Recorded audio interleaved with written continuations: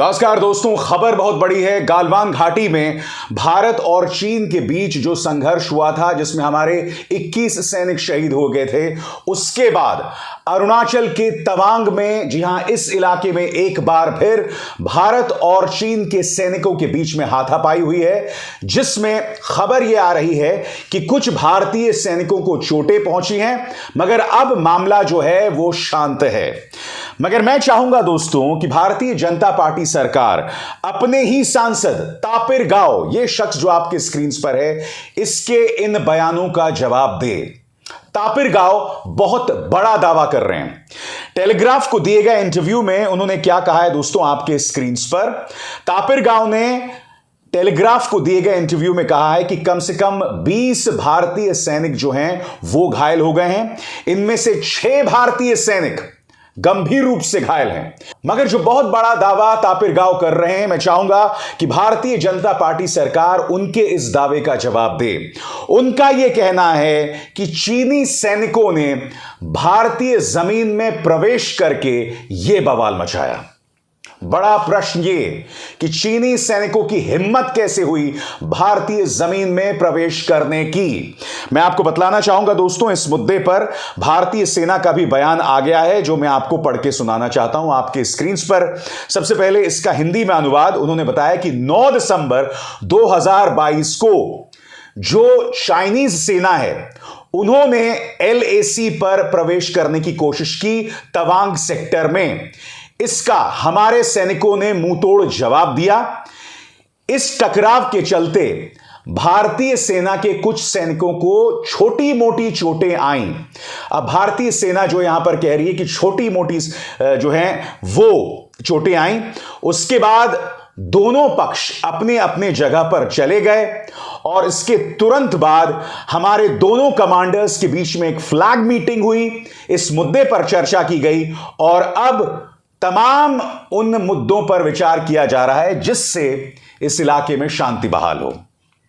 भारतीय सेना के इस बयान पर किसी को इतना सा भी शक नहीं होना चाहिए दोस्तों। भारतीय सेना कह रही है कि हमारे सैनिकों को छोटी मोटी चोटें आई हैं। मगर मैं आपके सामने भारतीय जनता पार्टी के सांसद तापिर गाव का वो बयान रखना चाहूंगा जो उन्होंने इंटरव्यू में टेलीग्राफ को कही, जिसमें उन्होंने कहा कि चीनी सैनिकों ने भारतीय जमीन में प्रवेश किया। नंबर 2, हमारे 6 सैनिकों को गंभीर चोटें आई हैं।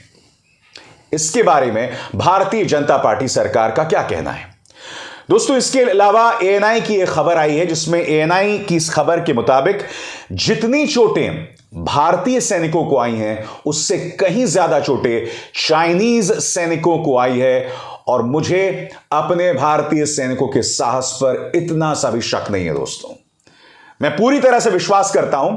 मगर दिलचस्प बात यह है कि भारतीय सेना का जो बयान है, उसमें इस बात का कहीं जिक्र नहीं है कि चाइनीज सैनिकों को कितनी चोटें आई हैं। यह बात ANI अपने हवाले से कह रहा है।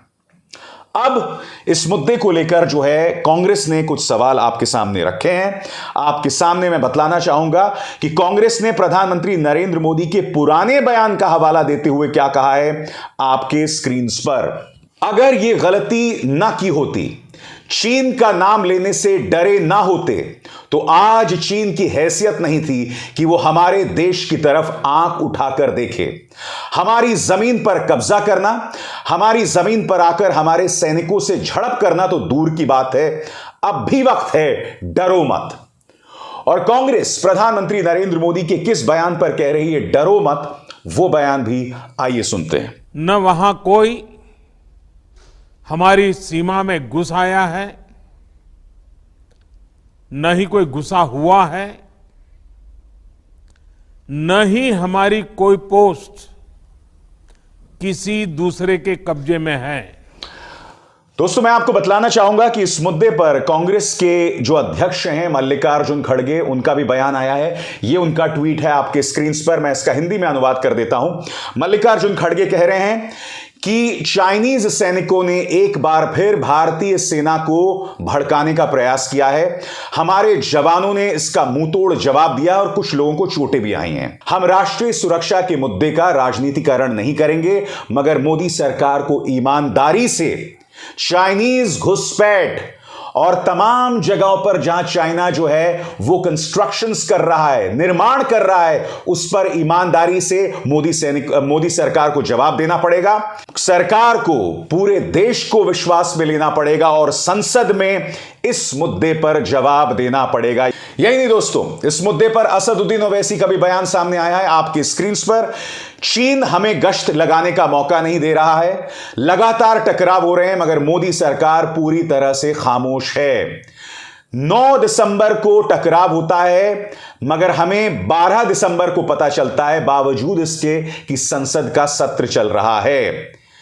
प्रधानमंत्री नरेंद्र मोदी के नेतृत्व में देश का जो नेतृत्व है वो बहुत कमजोर है, हमारा राजनीतिक नेतृत्व बहुत कमजोर है और वो चीन का नाम लेने से डर रहे हैं। असदुद्दीन ओवैसी ने भी करारा हमला प्रधानमंत्री नरेंद्र मोदी पर बोला है।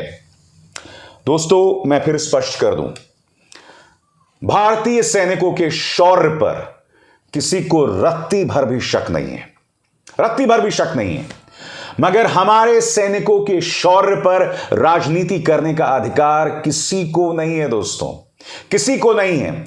ना सत्ताधारी भारतीय जनता पार्टी को है और ना मीडिया को है। सबसे पहली बात, भारतीय जनता पार्टी सरकार को अपने सांसद तापिर गाव के बयान का जवाब देना पड़ेगा, जिसमें वो 3 बड़े दावे कर रहे हैं। दावा नंबर 1, चाइनीज सैनिकों ने भारतीय जमीन में या LAC को क्रॉस किया। दावा नंबर 2, 20 सैनिक जो हैं वो घायल हुए। दावा नंबर 3, 6 सैनिकों को गंभीर रूप से चोटें आई हैं। अब तापिर गाव का ये जो बयान है वो भारतीय सेना के बयान से थोड़ा जुदा है। तो बड़ा प्रश्न, टेलीग्राफ को दिए गए इंटरव्यू में तापिर गाव ये बयान क्यों दे रहे हैं? क्योंकि हम ये ना भूलें कि तापिर गाव उसी इलाके के हैं, लिहाजा वो जो बयान दे रहे हैं उसे सिरे से खारिज नहीं किया जा सकता है। और जैसा कि इन मौकों पर होता है ना दोस्तों, कि मीडिया अपनी चाटुकारिता करना शुरू कर देती है। माननीय तिहाड़ी नरेश ने अपना कार्यक्रम किया और क्या कहा आपके स्क्रीन पर, गालवान सेज हाय वाले कहां छुपे हैं, सेना पर सवाल उठाने वालों ने सैनिकों की बहादुरी देखी। आगे आदमी क्या कह रहा है आपकी स्क्रीन पर, तिब्बत पर नेहरू की भूल आज तक खटक रही है। तिब्बत में चीन के अवैध कब्जे को किसने कबूल किया? तवांग के इस इलाके को करीब से जान लीजिए। यानी कि यह आदमी पहले प्रधानमंत्री नेहरू का राग अब भी गा रहा है। इसमें यह हिम्मत नहीं है क्योंकि कुछ बुनियादी सवाल पूछ सके। मसलन अरुणाचल प्रदेश में पिछले साल तक चाइना की सिर्फ 1 मिलिट्री पोस्ट थी, मगर फिर खबर आई और बाकायदा सैटेलाइट की तस्वीरें आई कि अरुणाचल प्रदेश के उस हिस्से में 100 घरों का बाकायदा गांव बसा लिया है चाइना ने। मुद्दा नंबर 2, जिन इलाकों में, गालवान घाटी के जिन इलाकों में आज से 2 साल पहले हमारे सैनिक गश्त लगा सकते थे, अब उन इलाकों में नहीं जा सकते। मुद्दा नंबर 3, याद कीजिए डोकलाम में भारतीय सैनिकों और चीन के बीच संघर्ष हुआ था। मोदी सरकार ने दावा किया था कि हमने चाइना को खदेड़ दिया है, मगर डोकलाम में नए सिरे से कंस्ट्रक्शन शुरू हो गए हैं और वहां पर चीन ने अपनी जड़ें पुख्ता तौर पर जमा ली हैं। ये तथ्य हैं और मैं चुनौती देता हूं कि इन तथ्यों को गलत साबित करके कोई दिखाए। मेरी चुनौती है यहां पर। कहने का अर्थ है दोस्तों कि हमारे सैनिकों के शौर्य पर किसी को शक नहीं है, मगर हमारे सैनिकों के शौर्य पर राजनीति करने का भी किसी को अधिकार नहीं है। याद कीजिए 2014 से पहले प्रधानमंत्री क्या कहा करते थे और अब उनके मुंह से चीन शब्द नहीं निकलता है। याद कीजिए, लाल आंख वाला वो बयान फिर आपके सामने पेश खिदमत है। भारत के विदेश मंत्री चाइना गए और चाइना में जाकर के चाइना के साथ उनकी इन जो हरकतों के खिलाफ आवाज उठानी चाहिए थी, लाल आंख कर करके चाइना को समझाना चाहिए था। मैं समझ सकता हूं दोस्तों कि जब आप विपक्ष में होते हैं और जब आप सत्ता पक्ष में होते हैं, आपके बयानों में फर्क होता है, मगर इतना भी फर्क नहीं होना चाहिए दोस्तों कि आप चीन का नाम लेने से डरें। हमारे 21 जवान शहीद हो जाते हैं और आप कहते हैं कि ना कोई आया है ना किसी ने कुछ बनाया है। ये तमाम तथ्य हैं जिस पर बयान दिए जाने की जरूरत है। और सबसे बड़ी बात, भारतीय जनता पार्टी अपने खुद के सांसद तापिर गाव के इस बयान पर स्पष्टीकरण दे जिसमें वे दावा कर रहे हैं कि चीनी सैनिकों ने भारतीय जमीन में प्रवेश किया। अभिसार शर्मा को दीजिए इजाजत। नमस्कार। स्वतंत्र और आजाद पत्रकारिता का समर्थन कीजिए, सच में मेरा साथी बनिए। बहुत आसान है दोस्तों, इस ज्वाइन बटन को दबाइए और आपके सामने आएंगे ये 3 विकल्प, इनमें से एक चुनिए और सच के इस सफर में मेरा साथी बनिए।